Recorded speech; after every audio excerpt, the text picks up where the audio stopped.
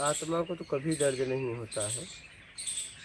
जैसे मान लीजिए आप सिम कार्ड है आपका, आप आग में फेंक दो, जल जाएगा, लेकिन तुम आईडी दिखाओ दूसरा, तुरंत वही नंबर कभी जलता नहीं। जलता है? नंबर को जला सकते हो? आईडी दिखाओ, तुरंत दूसरा सिम कार्ड मिलेगा, लेकिन वो सिम कार्ड नहीं मिलेगा। क्या? वो जल गया। तो वैसे ही एक बार शरीर गया तो अब यही नहीं मिलेगा, आपको दूसरा शरीर मिलेगा, लेकिन वही जीवात्मा आ जाएगी। आत्मा को कभी मेरा है, जहाँ जहाँ मेरा का भाव है वहाँ वहाँ आपको दुख है सुख है, सुख है दुख है, बस। न दुख है न सुख है। ये दर्द चेतन कब होता है? चेतन मतलब हाँ दर्द होता है ना बॉडी का। हाँ, मेरा इसलिए दर्द है, हाँ, मेरा शरीर है इसलिए दर्द है। यहाँ मेरा, इस शरीर छोड़ दो। आप जिससे शादी किए हैं, आपका रिश्ता बढ़िया चल रहा है, उसको कुछ भी दर्द हो जाए तो आपको आंसू आएंगे, और आपका झगड़ा हो जाए, तलाक हो जाए, तो जितना दुखी होगा उतना आप हंसेंगे। बताइए क्यों? क्या हो गया? बोलो, क्या हो गया? मेरा भाव से छोड़ मेरापन हो गया वहाँ पर। मेरा का भाव छूट गया। मेरा का भाव जब तक था, मेरी पत्नी थी या मेरा पति था, तब तक उससे सुख दुख, उसको कुछ भी होता था तो मुझे होता था। बताइए। और जैसे ही वो, मैंने उसे छोड़ दिया, और छोड़ने में मुझे खुशी हुई, उसकी आचरण मुझे पसंद नहीं आया, और अब उसे दुखी हो रही है तो मुझे सुख मिल रहा है। नहीं, वो सुखी हो रही तो मुझे दुख मिल रहा है। ये देखिए, पलट गया पासा। शरीर से कैसे अलग महसूस कर सकते हैं? वही है। हाँ, अपने आप से कैसे अलग? मेरा का शरीर का भाव छोड़ दो। मेरा शरीर है ही नहीं ऐसे। ऐसा भाव छूट जाए तब ना, बोलने से नहीं होगा। बिना तलाक लिए बोलोगे मेरी पत्नी नहीं है तो नहीं होगा, मेरा पति नहीं है तो नहीं होगा। तलाक ले, पूरा प्रोसेस है, पूरा लिखा पढ़ी करना पड़ेगा। मतलब शरीर की ज़रूरतें खत्म होंगी तो हम ना उस भाव में आएंगे, ऐसा? कुछ नहीं चाहिए तो उसके बाद, कुछ नहीं चाहिए के बाद यात्रा है। कुछ नहीं चाहिए के बाद आत्मज्ञान होगा, आत्मज्ञान के बाद यात्रा है।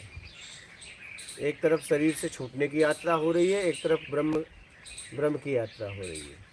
समझ रहे हैं बात को? जैसे जब आप आत्मज्ञान के लिए निकलते हैं तो उससे छूटने, लोगों से छूटने की यात्रा हो रही है, अपने आप के नज़दीक आ रहे हैं।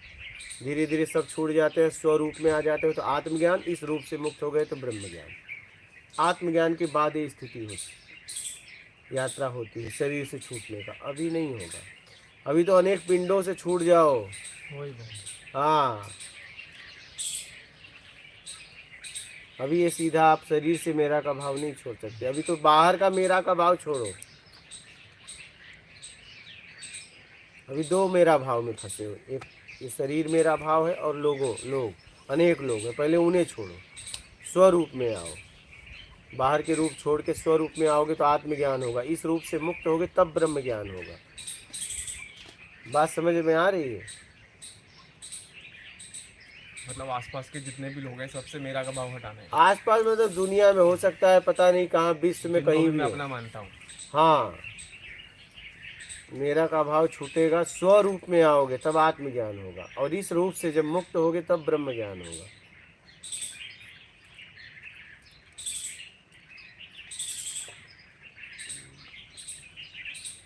बात समझ में आ रही है?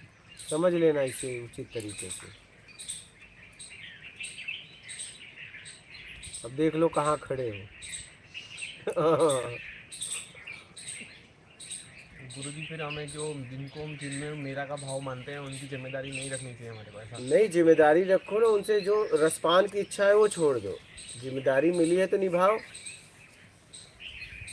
अब ये जिम्मेदारी को मैं नहीं लिया हूँ, निभा नहीं रहा हूँ सुबह शाम, बताओ। दिन भर इसी में लगा हूँ ना। लेकिन कोई आता है जाता है, हमें कोई फर्क पड़ा?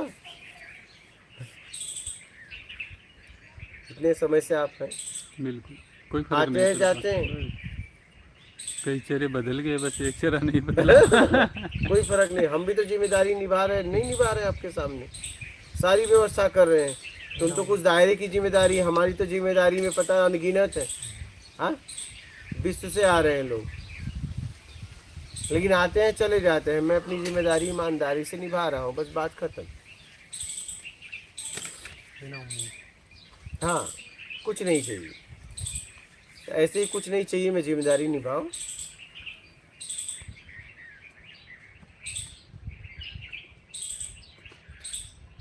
अब हम भी तो हर वक्त आपके सामने काम में लगे हैं या नहीं? इधर से हटे, चलो भैया इनको फ़ोन करो, उनको करो, ये सामान वो सामान, उनको बोलो ये करना है वो करना है। दिन भर नहीं देख रहे हो लगे हैं। 2:30-3 बजे तो सोचे, सुबह से उठना यही सब में लगना।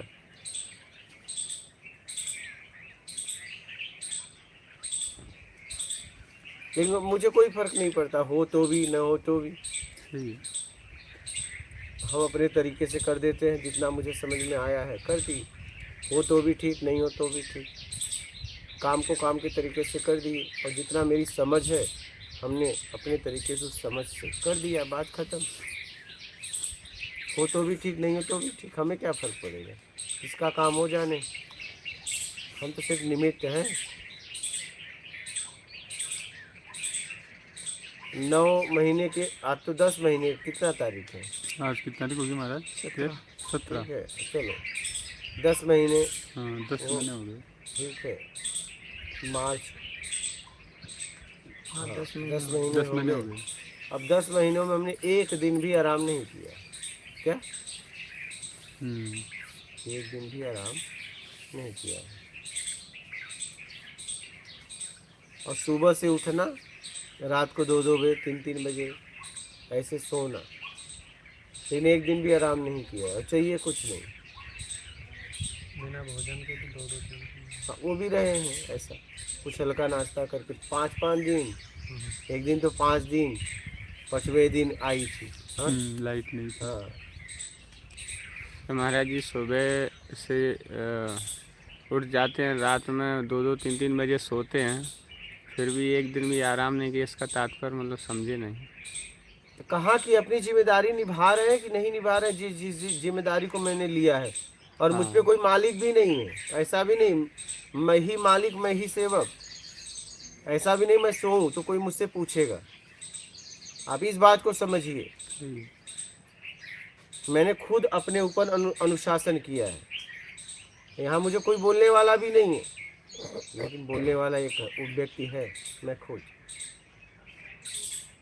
आराम मतलब बिना ब्रेक के, जैसे हम लोग इधर उधर चले जाते हैं। नहीं, आप लोग तो फिर कितने लोग यहाँ, एक आदमी पूरी तरह थोड़ी ना 10 महीने से पड़ा है, वो तो घर भी गया आया रहा, ऐसा।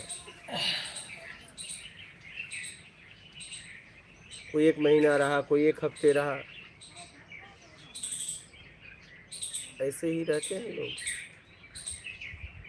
हमारे ऊपर भी कोई नहीं है कि मुझे कोई बोलेगा डांटेगा, ऐसा भी नहीं है। बीमारी अवस्था में भी करते हैं, इसलिए ज़रूरी है। तो ऐसे ही आप भी अपने जिम्मेदारी को ईमानदारी सत्कर्म करते हुए निभाओ, कहीं भी रहो।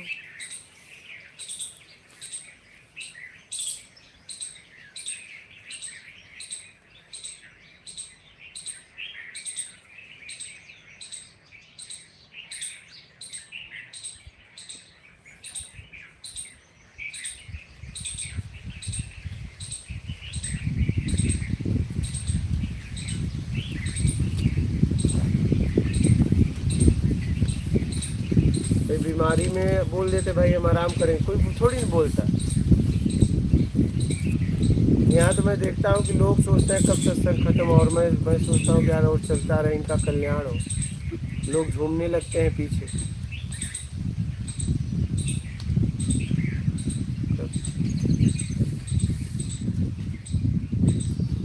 आप अपने लिए पूरी तरह समय नहीं दे पा रहे हो, एक व्यक्ति आपके लिए दे रहा है। ऑप्शन है चला जाए, लेकिन एक के पास ऑप्शन नहीं है, नहीं तो वो चला जाए। क्या? वो तो ऑप्शन नहीं इसलिए बैठा है कि ऑप्शन नहीं है भाई, गए तो फिर जाना पड़ेगा, इसलिए वो बैठा है। और एक के पास ऑप्शन है तो भी नहीं जा रहा है, करा नहीं, और बोलूँ, और इनका कल्याण हो, और कुछ समझ नहीं है। समझिए, आप देखिए आप कहाँ खड़े हो, जांचिए अपने आप को।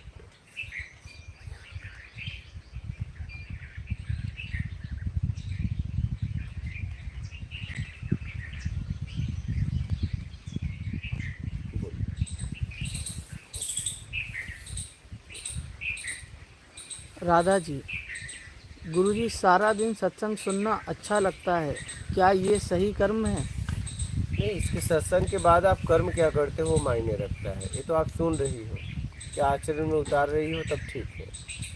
और टाइम पास के लिए सुन रही हो तो सुनना ही बंद कर दो। जितना सुनो, अगर करना है तो सुनो, नहीं मत करो, मत सुनो। यात्री अहम और आत्मा को कैसे पहचाने? अहम और आत्मा को कैसे पहचाने? अहम तो आता है एक दूसरे को नीचा दिखाने के लिए। सुनील कुमार शर्मा, गुरुजी सादर प्रणाम। आप काढ़ा किस तरह बनाते हैं, क्या डालते हैं, क्या हम भी बनाकर पी सकते हैं? एकदम अपनों की कुटिया में आ जाओ और यहाँ सीख के जाओ। आओ, कुछ दिन ट्रेनिंग लो, बनाओ पहले कैसे पिलाया जाता है, कब पिलाया जाता है, आओ कैसे बनाया जाता है। गारून सिंह, गुरुजी महात्मा बुद्ध शुरुआती साधक से भिक्षा का भोजन खाने को कहते थे और कहते थे भिक्षा मांगकर खाने से अहंकार कम होता है। ये मैंने मोबाइल में सुना था। क्या भिक्षा मांगकर खाने से अहंकार कम होता है?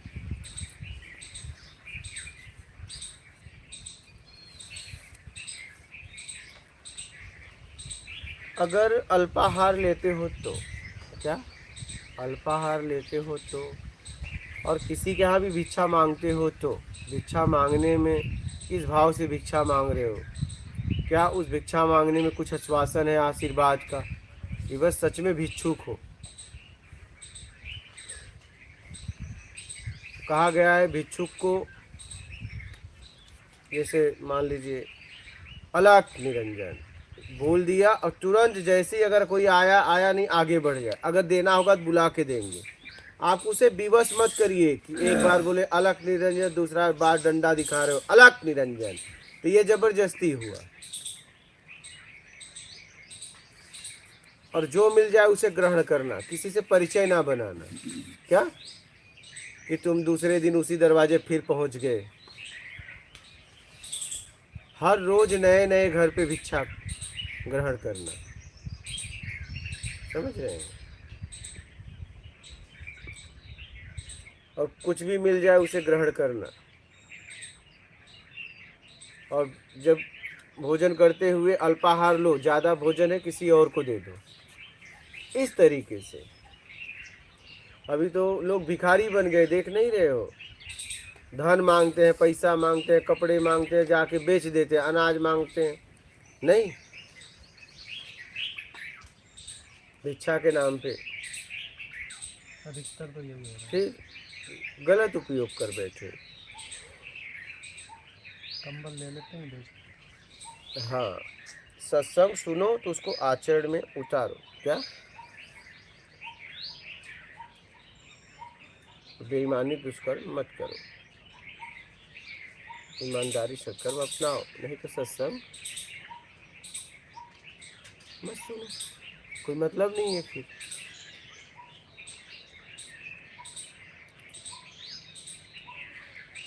गोहिल नितिन, बुरे काम भी मत करो जीवन में। सत्संग सुनो या ना सुने, कम से कम बुरे काम तो मत करो।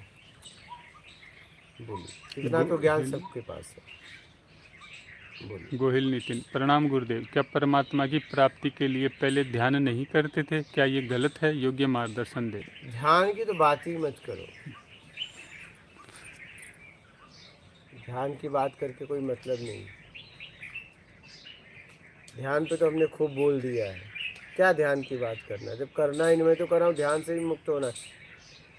ध्यान सीधा किया ही नहीं जा सकता। आप लोग समझो जरा, जब मुझे कुछ चाहिए उसी पे ध्यान घटित होता है।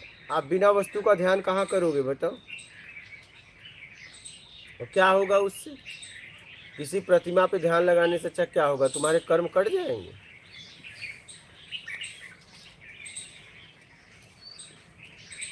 इससे अच्छा तो जितना देर ध्यान करो उतना देर जाके कुछ सत्कर्म करते, सेवा करते, उससे कल्याण होता। ईमानदारी सत्कर्म अपना लो। ध्यान की बात करके भी कोई मतलब नहीं है, कोई मतलब नहीं है। जैसे आपने कल बताया था कि यहाँ से ऊर्जा उतरती है और पैरों से निकलती है, तो इसका तो हमें प्रत्यक्ष तो आत्मज्ञान के बाद ही होगा इसका। जब तक पैरों से नहीं निकलती, ऐसा नहीं बोला था, निकलती, ये नहीं बोला था पैरों से निकलती है। पैर क्यों जोड़ दिया आपने? ऐसे ही समझा हमने। तो यही तो उसी समय पूछना चाहिए था।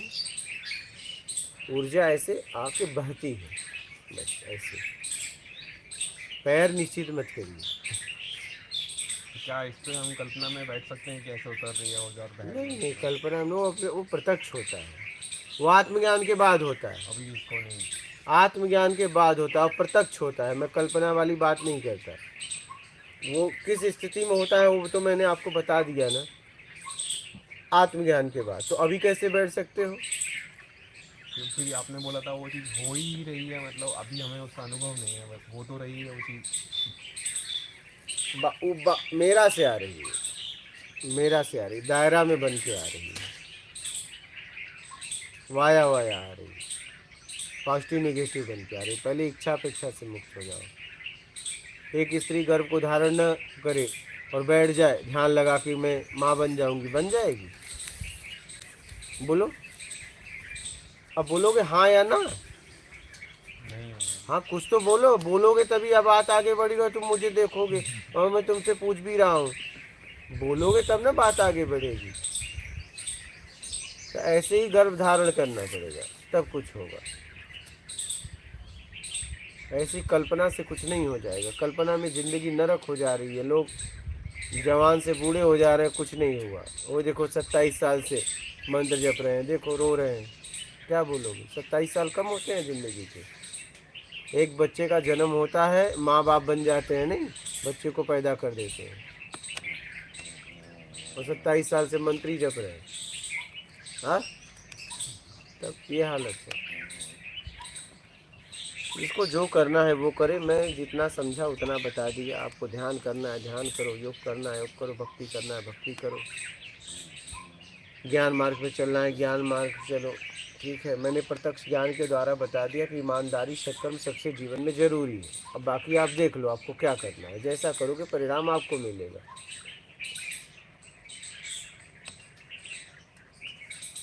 बोलो, और कोई प्रश्न है? संगत के बारे में बताया था आपने कि संगत में रहते हैं तो ऊंची ऊर्जा वाले का असर होता है। ऊर्जा किसकी ज़्यादा है? हाँ। तो अभी जैसे हम संगत में रहते हैं तो क्या जिससे हम बातें करते हैं उसी की ऊर्जा का असर होता है या जिससे हम साथ रह रहे हैं उनका भी असर होता है? सबका असर होता है, सबकी ऊर्जा का असर होता है। गटर के पास, गटर में नहीं हिलो लेकिन गटर के पास बैठने के गटर की ऊर्जा तो महसूस होगी। सबका सबके ऊर्जा का प्रभाव पड़ता है, असर पड़ता है सब। तो गुरु जी, ऊर्जा और वाइब्रेशन एक ही चीज़ होती है? वाइब्रेशन और ऊर्जा जैसा भी नाम दे दो। हमारे शरीर से जो बाहर निकलता है वो वाइब्रेशन होती है। तो ऊर्जा क्या होता है? इंग्लिश में वाइब्रेशन बोलते हैं। हाँ, कंपन कोई कंपन। एनर्जी के अंदर फ्रीक्वेंसी और वाइब्रेशन दोनों होता है, हाँ तभी जाके एनर्जी मूव कर सकता है, नहीं तो एनर्जी रहेगा कहाँ। हाँ, बोलो। सबके अंदर से निकल रही है, पूरे कण में से आ रही है जा रही है। क्या ऊर्जा आती है जाती है। जैसे हम भोजन से ऊर्जा लेते हैं, इस शरीर में कहाँ से मिलता है? भोजन से। संगति का असर फिर इसी से बढ़ता होगा, ऊर्जा से। संगत जो चाहिए आपको, ऐसा संगत आपको मिल जाता है, वैसी रंगत चढ़ जाती है। संगति सिर्फ इंसान से तो नहीं होता है। हाँ, संगति सिर्फ इंसान से तो नहीं होता।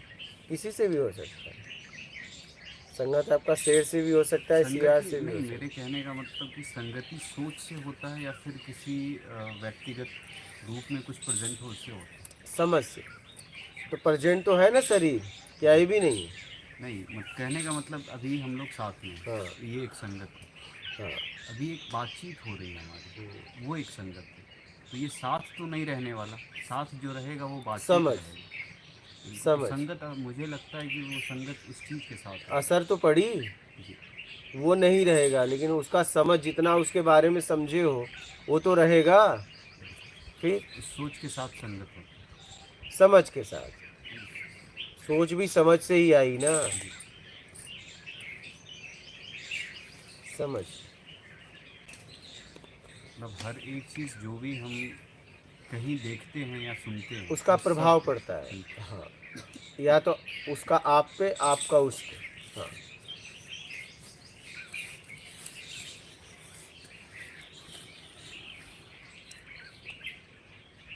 जैसे एक अमीर आदमी आता है गांव में, मुख्यमंत्री प्राइम मिनिस्टर आ जाए, सब दौड़ पड़ते हैं, लेकिन एक गरीब आ जाए, क्यों?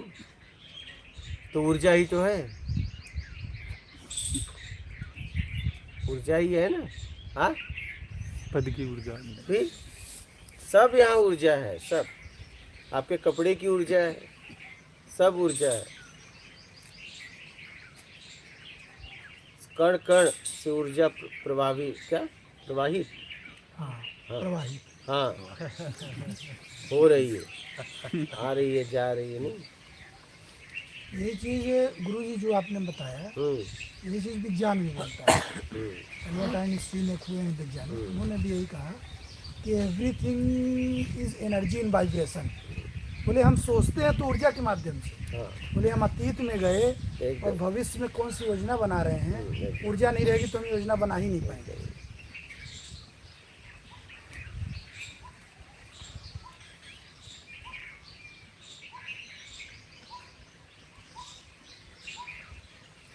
कुछ नहीं होने का मतलब कि वो कोई वाइब्रेशन नहीं निकलना होता है क्या? कुछ नहीं तो खत्म हो गया, प्रभाव देने लेने सोच होना से। ही नहीं चाहिए। हाँ, मतलब ये बात सोच की नहीं है, मतलब कि देखिए जैसे ही सोच से परे है। हाँ वही कुछ सोच आता है ना तो कुछ मूवमेंट होता है। हाँ, तो सोच आता है तो किसी के माध्यम से, ऐसे ही नहीं आएगा। आधार है। जो मूवमेंट होता है तो उसको ऑब्जर्व करने वाला हो जाता है, हाँ, एकदम। वो बाहर हो गया। हाँ, इसलिए तो मैं कहता हूँ कुछ नहीं चाहिए मैं आ जाए, तभी तुम अपने आप को पाओगे ना।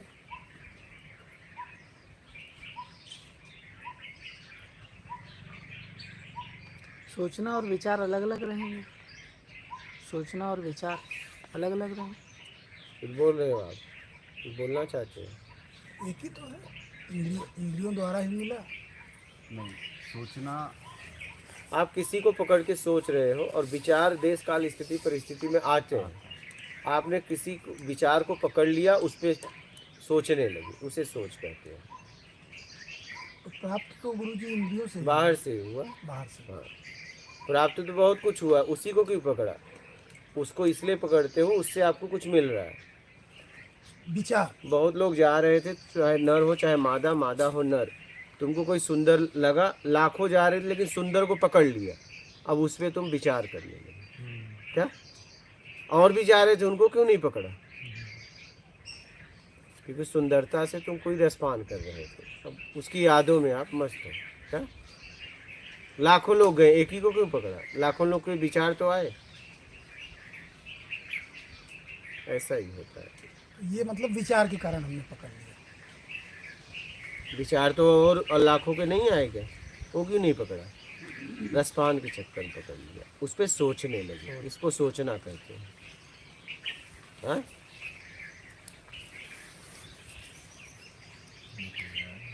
लिख लोगे महाराज ना आप, एकदम जहाँ बोलोगे छा जाओगे। आपसे पहले इनकी किताब आई। आश्रम तो ना खोलेंगे गुरुजी? आश्रम ये खोले। तो मुझे तो गर्व होगा ना। हाँ, एकदम सही। I am really proud of you हाँ। कि ऐसे गुरु मिले हैं। गुरुजी साधना में आसन का क्या मतलब?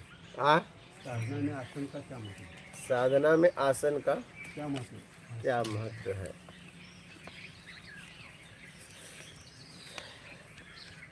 आसन का तो मेन महत्व है, जिस पे आप बैठते हैं, जब उसकी सुरक्षा नहीं कर सकते, जो आपको आसन देती है, बैठा रही, उसकी सुरक्षा नहीं कर पाओगे तो आपका आगे का स्तर कैसे बढ़ेगा? जब उसकी देखभाल से आपकी पता चलती है कि आपकी कितनी एकाग्रता है, कितना धैर्य है, कितनी शुद्धता है, आसन संभालने में ही पता चल जाता है।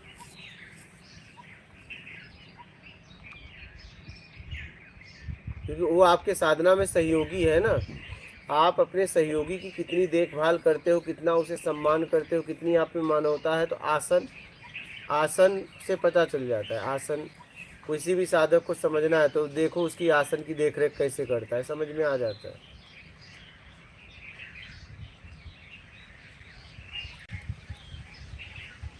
समझ रहे हो?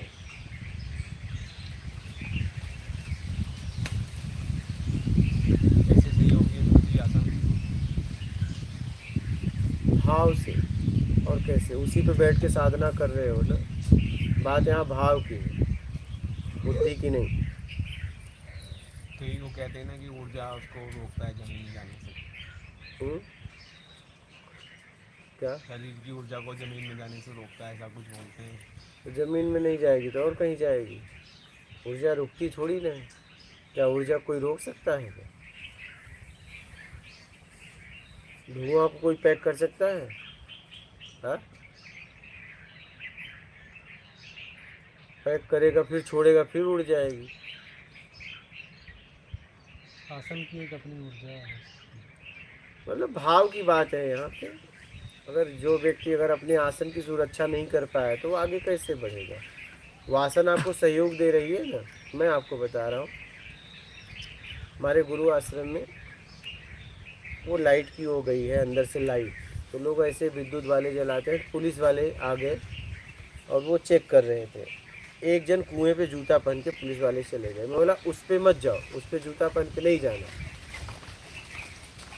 फिर उन्होंने पीछे आ गए, फिर पूछे ऐसा क्यों? हम कहे ऐसा है, आपको वो जल दे रहा है वो कुआं, उसी से आप जीवित हो। क्या? इतना हमारा कर्तव्य है कि उसका सम्मान करना और देखभाल करना। तब उनको बात समझ में आई। हम जब किसी का उपयोग कर रहे हैं तो कम से कम उसकी रक्षा करने का भी कर्तव्य तो जिम्मेदारी मेरी है। अगर आपको कोई सहयोग दे रहा है तो उसकी सुरक्षा की जिम्मेदारी किसकी हुई बताओ? हमारी आपकी हुई ना व्यक्तिगत। अगर आप उसकी सुरक्षा नहीं कर पाओगे तो फिर आप आगे सहयोग नहीं मिलेगा तो घुटन में कौन जिएगा? आप ही जियोगे।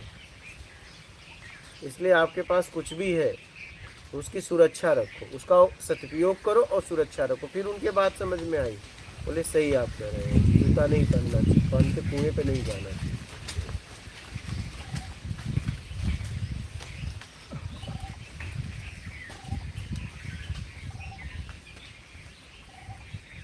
क्योंकि वहां से शुद्ध जल मिल रहा है ना मुझे।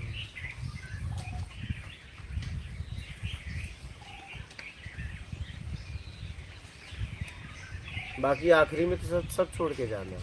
महत्व तो सबका है और किसी का नहीं। क्या?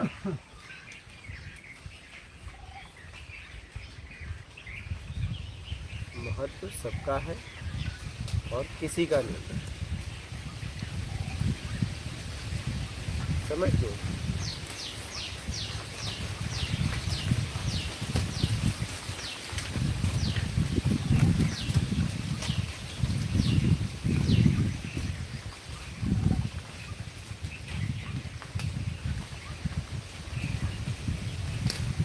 बोलिए कोई प्रश्न है तो? और कोई प्रश्न है? बोलो हाँ या ना।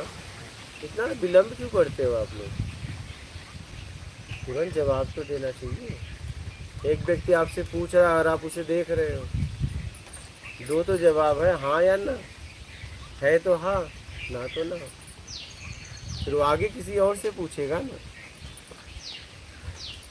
बोलो, आप बोलो। हाँ,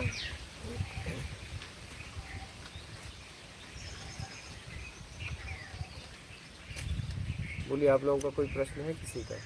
लीजिए लाइव लीजिए। गारून सिंह, गुरुजी अगर ये लगे कि सामने वाला झूठ बोल रहा है कि मेरी पत्नी, माँ आदि बीमार है, दवा के पैसे चाहिए और बार बार मांगे, तो उससे रुपए से सहायता करनी चाहिए या नहीं?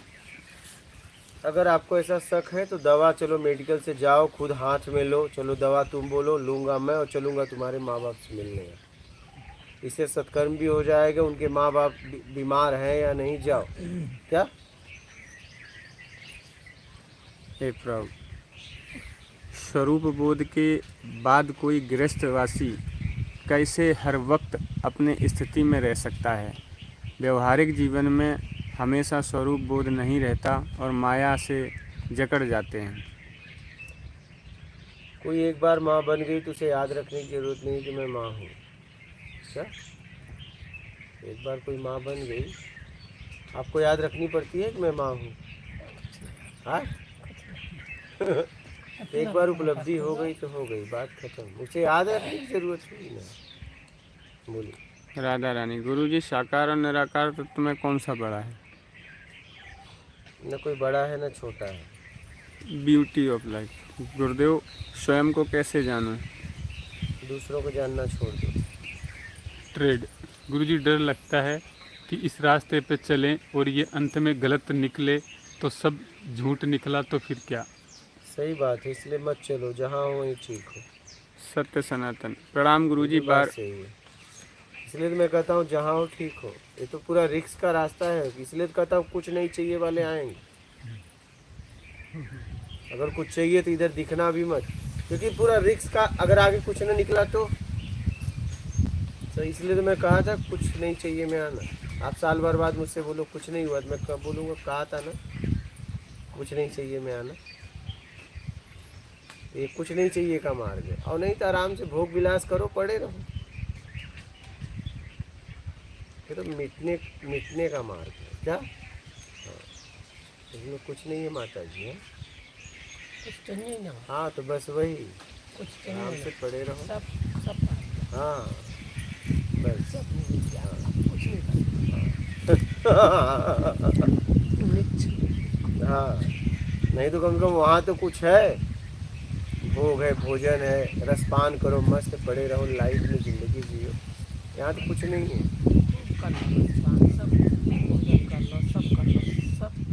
ये आपने किया ना, जो लोग बाकी हैं उनको कह रहा हूँ माता जी। आपके रसपान से वो थोड़ी रसपान कर लिए। यहाँ से रसपान सबका अपना अपना होता है ना, इसमें तो कुछ नहीं है भैया। सुनील कुमार सीना। गुरुजी सादर प्रणाम। ध्यान मूलम गुरुर मूर्ति का क्या मतलब है? क्या पता नहीं क्या ने जी। पूरा वाक्य तो बोलेगी नहीं है, हाँ। पूरा नहीं है। ये तो यही बता देंगे। ध्यान मूलम हाँ। गुरूर मूर्ति मतलब वही के अहंकार। क्या अहंकार? गुरूर माने अहंकार। हाँ? और पूरा वो सेंटेंस भी नहीं लिखे, क्या हाँ, है? आधा अधूरा ही है। अधूरा है वो। तो पूरा तुम करो। ज्ञान मूलम गुरु मूर्ति पूजा मूलम गुरु पदम, पूरा हाँ। पढ़ना है, पूरा पढ़ो। सेंटेंस क्या है? वो क्या बोले, आप बोलो। वो बोल रहे हैं वही। सुन नहीं पाएंगे। अच्छा हाँ, बोलिए भाई, जितना लिखा है ध्यान मूलम गुरुर उन्होंने मूर्ति पूरा बोल दिया। को उन्होंने पूरा बोल दिया उसको। हाँ मोक्ष मूलम गुरु कृपा। हाँ, यही है। ये क्या है फिर? जब आप इतने पंडिताई कर रखे हो, आप बताया तो सको। अब बताओ। ये यहाँ लग तो जानते बताओ, नहीं तो हम तो बताएंगे कैसे इधर उधर करके। ये मतलब मूल की बात बोल रहा है कि क्या? मतलब ध्यान का मूल ये है, इंद्रियां हो गई, और फिर मतलब मूल से संबंधित। ध्यान मूलम गुरु मूलम क्या? मूर्ति मतलब अभी ध्यान मूलम गुरु मूर्ति। जैसे गुरु आप बैठे मूर्ति। भी ध्यान तो करो। पूजा मूलम उनके ए, गुरु इधर उनके इधर पद होते हैं, जो पद मतलब है वो गुरु। और शब्द जो है जो उनके साथ मोक्ष का काम करते हैं। हाँ, पूरा श्लोक बोलिए क्या? ध्यान मूलम गुरु मूर्ति, पूजा मूलम गुरु पदम, मोक्ष मूलम गुरु कृपा। ये मंत्र वाला है, जैसे मंत्र भी देखते हैं। हाँ तो जो शब्द हैं वो गुरु के जो शब्द हैं वो है मोक्ष, मतलब उन्हें सुन कर मोक्ष प्राप्त होता है। हाँ। नर्मदे है, बैठिए। हाँ, राधे राधे, लइए। बैठिए।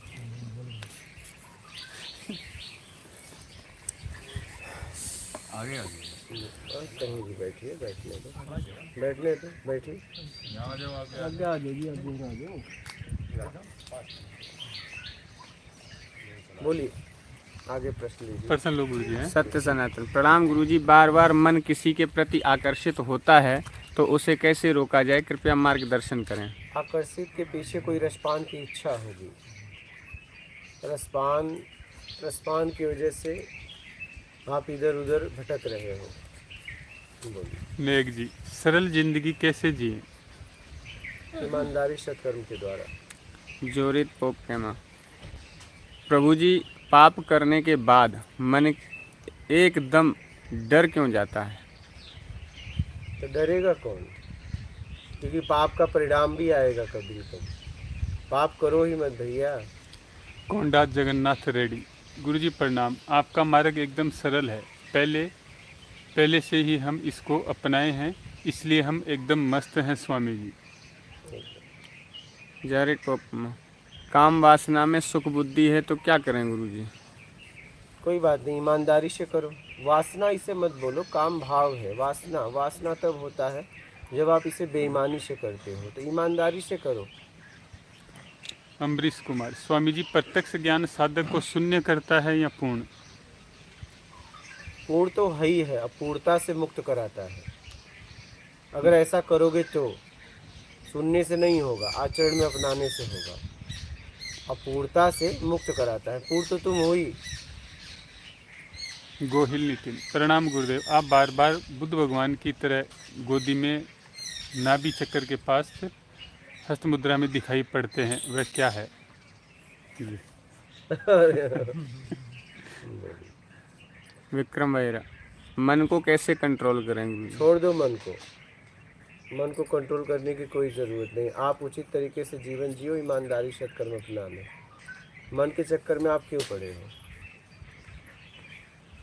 मीनू मलिक। गुरुजी, कुंडलिनी थर्ड आई ओपन करना, क्राउन चक्र खोलना, क्या ये सब परमात्मा को जानने के लक्ष्य में बाधा हैं? ईमानदारी और सत्कर्म अपना लो, सीधी सी बात है। पहले अपने आप को मानो तो बनाओ। रतन जी। महाराज जी, साधना में क्या करना है, कौन सी साधना और कैसे करनी है? आपने किस किस प्रकार की साधना की थी, कृपया थोड़ा विस्तार से बताएं। अपने आप को सुधारना ही साधना है। जिस तरीके से आप अपनी सुधार करें, हो जाए, वैसा कर्म करो। Quiz for all. बाहर का मेरा भाव छोड़ने के लिए पहले घर से बाहर जाऊं क्या, या फिर इस शरीर को थोड़ा थोड़ा हर दिन दर्द दूं और धारणा बनाऊं कि ये शरीर मेरा नहीं है, तो क्या शरीर से खुद को अलग जाना जा सकता है? उम्मीद छोड़ दो बस। उम्मीद ही भटकाव है अपने तरीके से।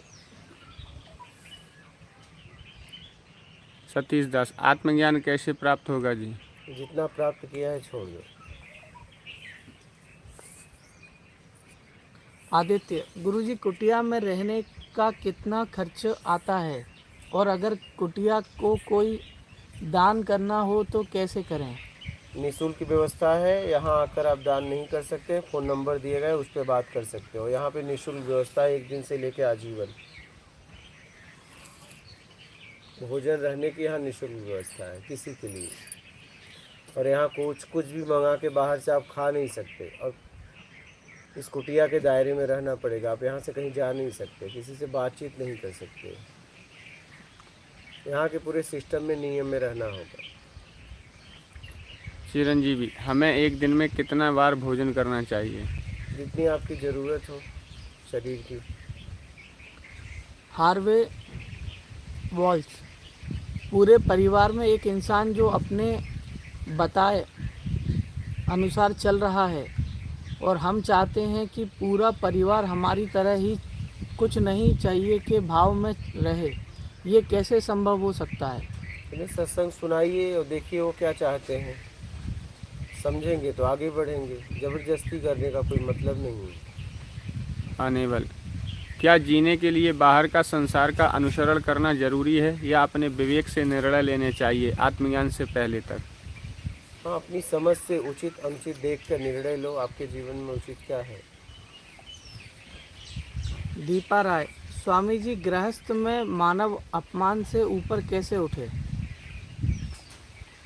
बड़ा बनने की इच्छा का त्याग करो, योग्यता से ज़्यादा पाने की इच्छा का त्याग करो, मान की इच्छा का त्याग करो, बड़ाई की इच्छा का त्याग करो, बड़ा छोटा बनने की इच्छा का त्याग करो, दिखावा का त्याग करो, तब हो जाएगा।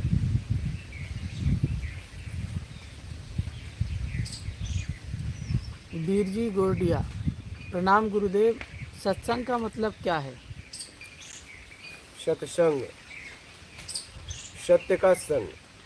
हम जिस संग में रह रहे हैं उस संग से मुक्त होकर सत्य के संग हो जाए। साहिल सने। मात नर्मदे हर गुरुजी, स्कूल और कॉलेज में शिक्षक मारते फटकारते थे और घर में माता पिता फटकारते थे, क्योंकि बहुत सी चीज़ों में भूल हो जाती थी। मन में एक डर सा बैठ गया है, मैं इस डर से कैसे बाहर निकलूं? बुरी आदतें छोड़ दो।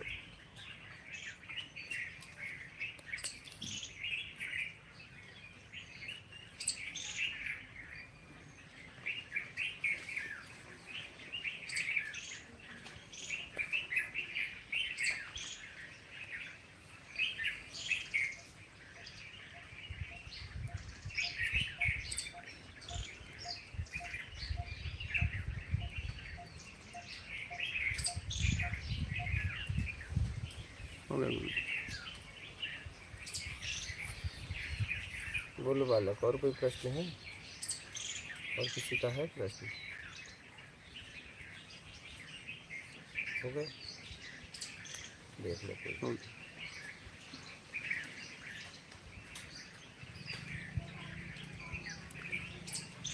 और महाराज जी आप कैसे हैं? ठीक हैं? आनंद है।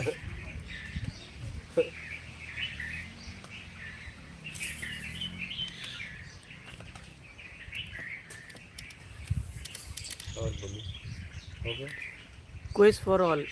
आप कब तक कुटिया पर हैं?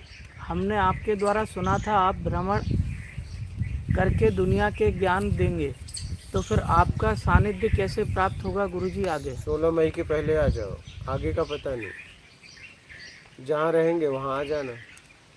16 मई तक कुटिया में है, 16 मई के बाद जहाँ रहेंगे वहाँ आ सकते हो।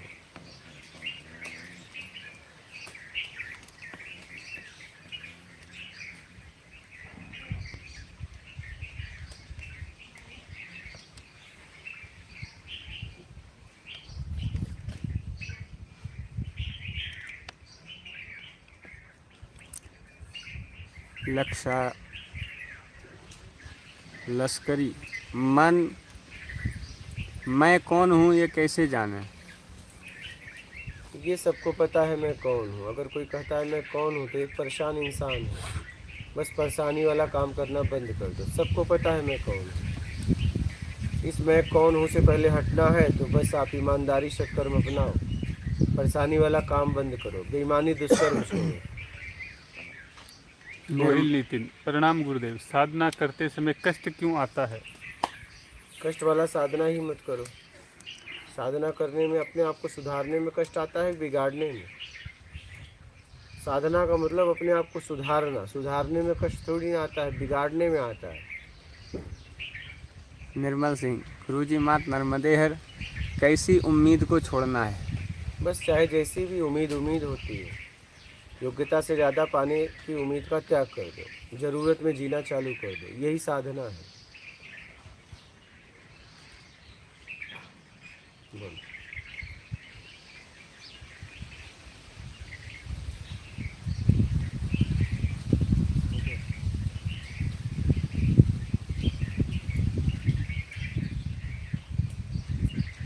आए तो बोलो, तो नर्मदे हर अच्छा लगता है।